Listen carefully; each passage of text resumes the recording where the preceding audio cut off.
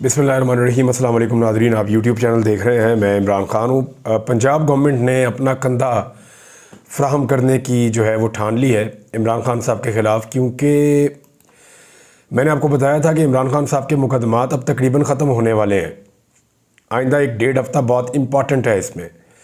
मिसाल के तौर पे आप ये देखें कि परवेज़ इलाही साहब के मुकदमात को जितना भी ड्रैग किया गया, बिलाखिर वो बाहर आ गए। अब शाह महमूद कुरैशी जो है उनके ऊपर साइफ़र वाला एक मुकदमा है और उनके भी बाहर आने का वक्त हो गया है, क्योंकि जैसे ही साइफ़र वाले केस का फ़ैसला होगा, जिसके बारे में उम्मीद की जा रही है कि 1 से 1.5 हफ्ते में सारा मामला सिमट जाएगा। हो सकता है अगली पेशी के ऊपर ही शॉर्ट ऑर्डर आ जाए और रिहाई हो जाए शाह महमूद कुरैशी और इमरान खान की, या थोड़ा सा भी अगर इसको लंबा किया गया तो मैक्सिमम 8-10 दिन इसको खींचा जा सकता है। इससे लंबा ये होने के इम्कानात नहीं है। तो साइफ़र में छूटते ही शाह महमूद कुरैशी साहब जो है वो एक आज़ाद शहरी बन जाएंगे। तो उनकी फैमिली ने रब्ता किया इस्लामाबाद हाई कोर्ट से और ये ऑर्डर करवाया कि पता किया जाए कि पूरे पाकिस्तान में शाह महमूद कुरैशी साहब के ऊपर मज़ीद कितने मुकदमात हैं। अब सारे मुकदमात में शाह महमूद कुरैशी साहब के ऊपर ज़मानतें उनको मिल गई हैं। देखना यह है कि कहीं कोई मुकदमा छुपा कर तो नहीं रखा हुआ, जिसकी बुनियाद पे जब शाह महमूद कुरैशी साहब को साइफ़र वाले केस में छोड़ा जाए तो किसी और केस में गिरफ्तार कर लिया जाए। लिहाजा उनकी फैमिली ने हाई कोर्ट से रुजू किया और हाई कोर्ट ने इसके ऊपर ऑर्डर भी कर दिया।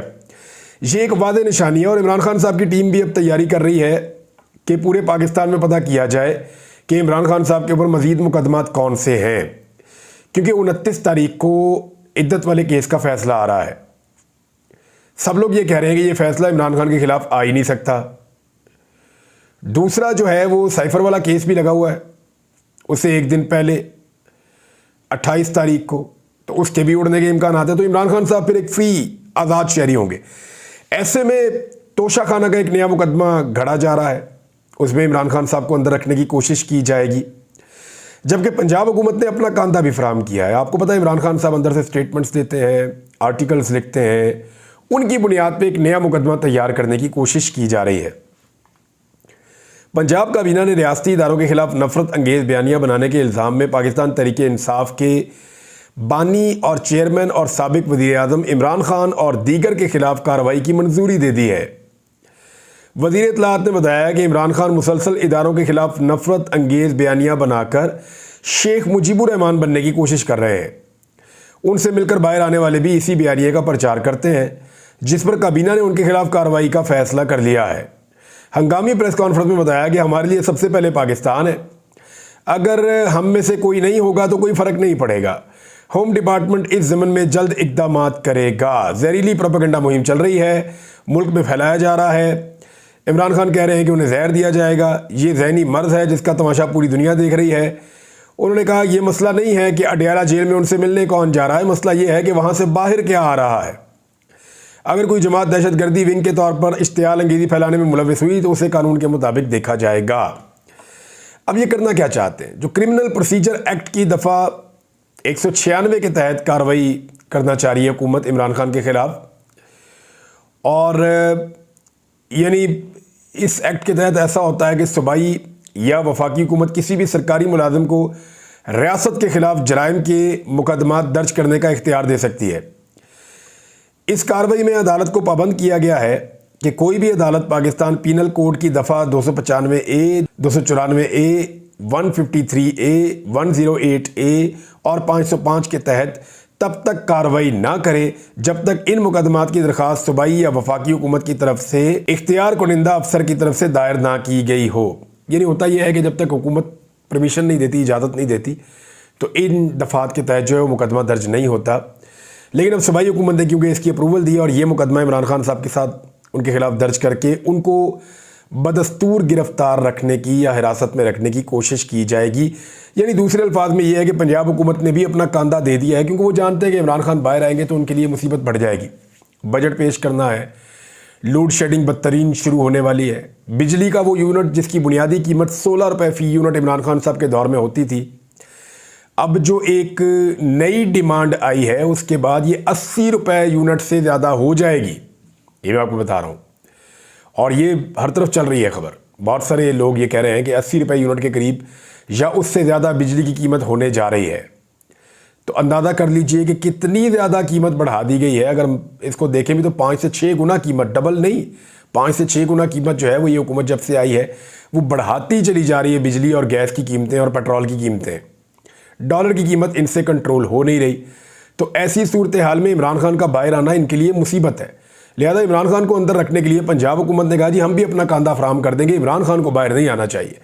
अब देखते ये है कि ये निज़ाम कब तक इमरान खान साहब को मजीद अंदर रख सकता है, क्योंकि दूसरी जानिब पाकिस्तान तहरीक इंसाफ ने फजलुर रहमान के साथ मिलकर तहरीक शुरू करने का ऐलान भी कर दिया है।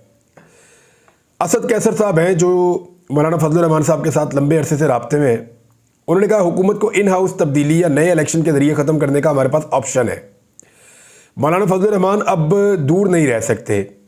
मौलाना फजलुर रहमान और हमारा एजेंडा एक है, इनके साथ मिलकर हुकूमत के खिलाफ जल्द तहरीक शुरू करेंगे। मैंने आपसे कहा था ना इनका मफाद इनको इकट्ठा कर देगा।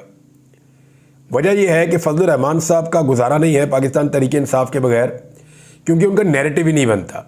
और तहरीक इंसाफ को इतनी मार पड़ती है जब वो अकेले निकलते हैं, तो उनको बाकी पॉलिटिकल पार्टीज़ का साथ चाहिए ताकि उनके कवर के अंदर वो अपनी मैक्सिमम पावर को बाहर सड़कों पर ला सकें या एहतजाज कर सकें। तो ये दोनों एक दूसरे की ज़रूरत बने हुए हैं। और एक सवाल पर उनका कहना था कि एस्टेब्लिशमेंट से माफ़ी का कोई तसव्वुर भी नहीं है, इदारे का माफ़ी का मुतालबा गैर आईनी है, इदारे को इस तरह सरेआम बात नहीं करनी चाहिए थी, ये गैर आईनी मुतालबा है। ये भी असद कैसर साहब ने कहा।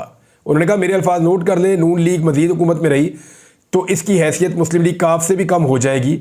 नवाज शरीफ देख रहे हैं कि इनकी पार्टी ख़त्म हो रही है। शहबाज शरीफ को मालूम है कि वो इनका भाई और भतीजी इंतखाबात हार चुके हैं, जबकि मरियम नवाज शरीफ जो है वो नाजायज़ वज़ीर आला पंजाब हैं। और हद तक इज़्ज़त के कानून पे भी उन्होंने बात की। लेकिन एक चीज़, एमरजेंसी का जिक्र हो रहा है बार बार।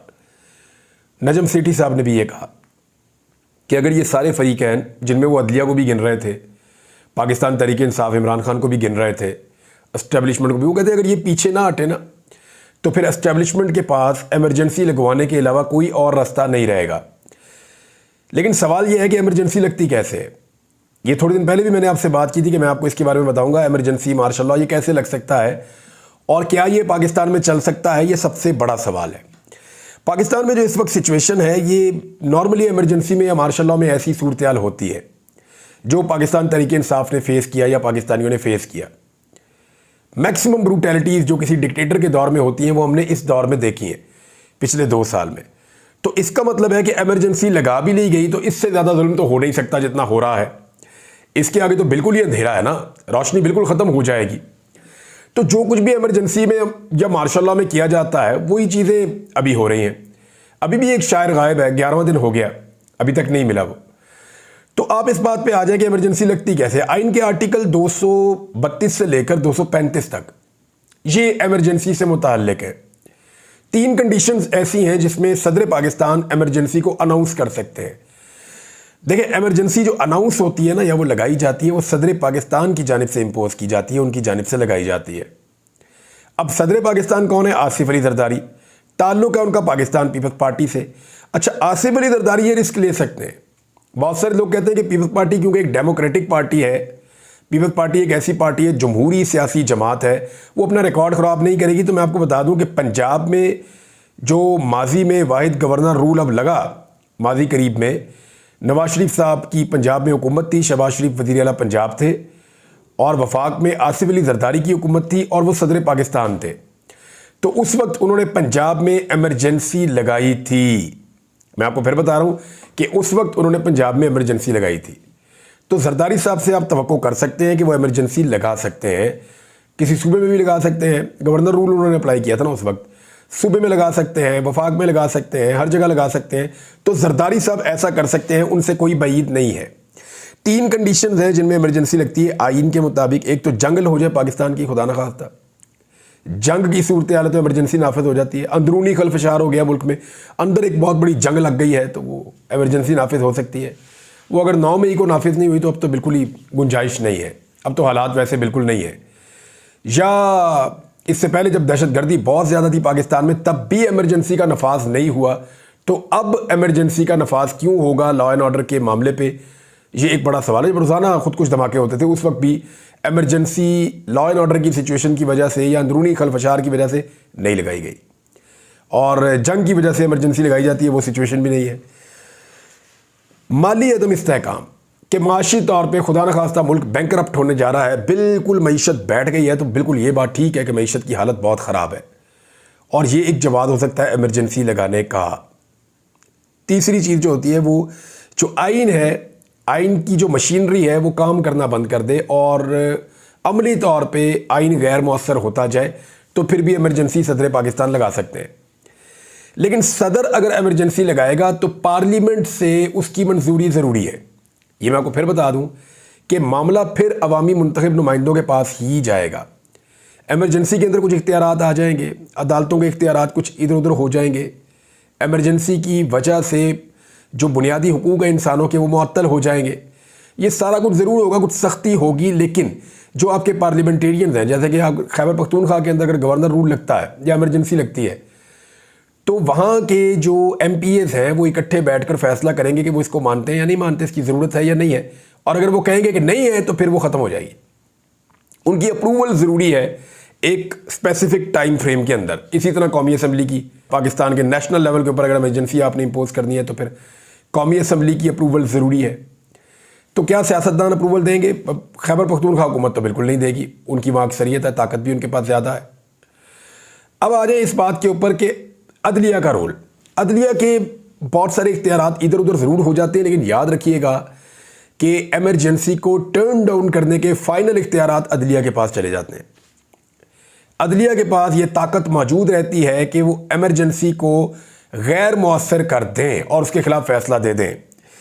जैसा कि इफ्तिखार चौधरी साहब के दौर में परवेज़ मुशर्रफ साहब ने इमरजेंसी लगाई और अदालत ने उसको ख़त्म कर दिया था एक हेयरिंग में, तो वो इमरजेंसी अमली तौर पे फिर मौजूद नहीं थी। उसके बाद ताकत के बलबूते में थोड़ा बहुत चलाया गया, लेकिन फिर वो ख़त्म हो गई। तो इसलिए इमरजेंसी की बातें तो हो रही हैं, लेकिन इसके इम्पैक्ट बहुत बुरे होंगे। एक तो ये है कि जो सारा मलबा सियासतदानों पे है वो पाकिस्तान के इदारों पे आ जाएगा। नंबर एक, ख़ास तौर पे फ़ौज को उससे बहुत ज़्यादा प्रॉब्लम होगी।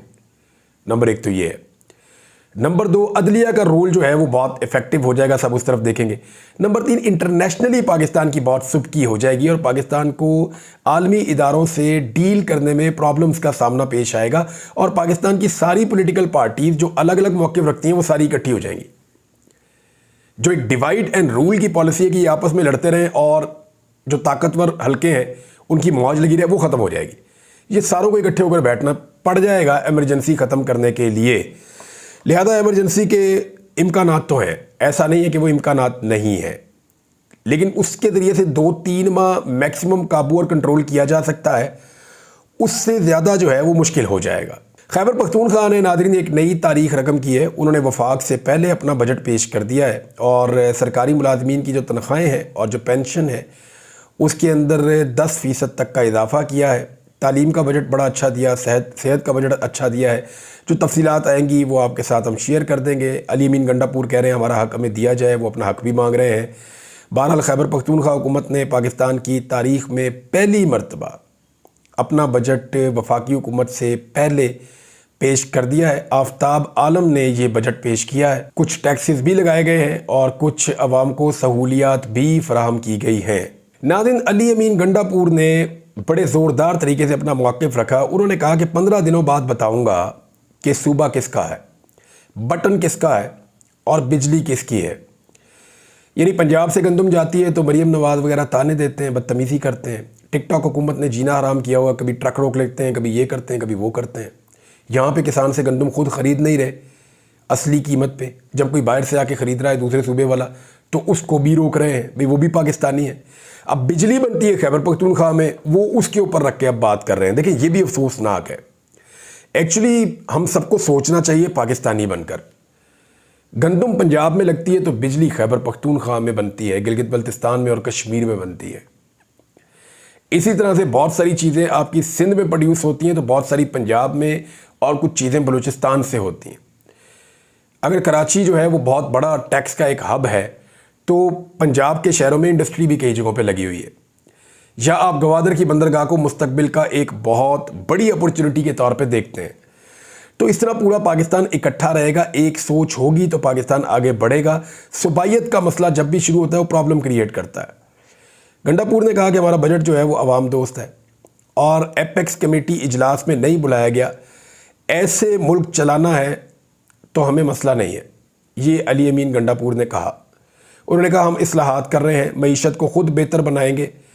उन्होंने कहा कि इनके रवैये पर हमें कोई फ़र्क नहीं पड़ रहा, अपने सूबे के हकूक़ पर बिल्कुल समझौता नहीं करेंगे। उन्हें लगता है कि सरमायाकार बराह रास्त हमारे पास नहीं आएगा, तो ये उनकी खाम ख्याली है। एक और बात उन्होंने की, उन्होंने कहा जी वफाकी हुकूमत पर लानतें भेजें, 5 वक्त नमाज़ पढ़ें और लानत भेजें। मेरे पास तारीख लिखी है, 15 दिनों बाद बताऊँगा कि किस सूबे का बटन है और सूबा किसका है और बिजली किसकी है। ये अली अमीन गंडापुर साहब के दिमाग में कुछ तो चल रहा है जिसकी वजह से वो ये बातें कर रहे हैं।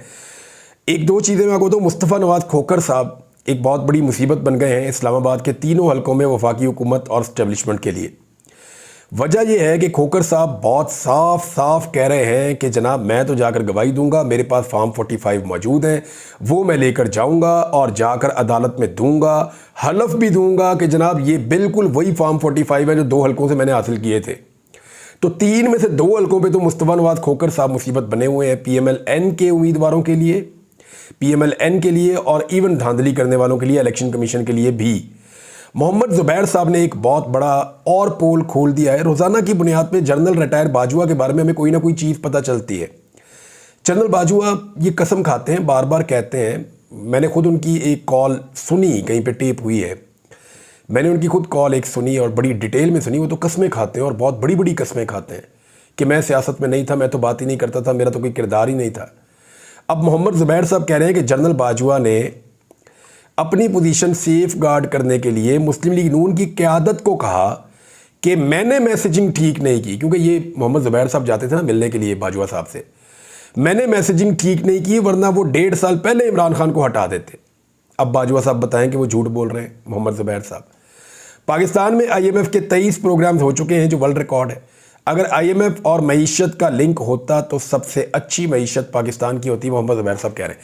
ज़ुबैर साहब ने जनाब एक और पोल खोल दिया, एक और बात सामने रख दी। जब हम ये बात करते थे तो पकड़ के बार बार अंदर डाल देते थे, मुकदमात होते थे। अब पूछें ज़ुबैर साहब से। अब तक के लिए इतना ही, अपना ख्याल रखिएगा, अपने इस चैनल का भी। अल्लाह हाफ़िज़।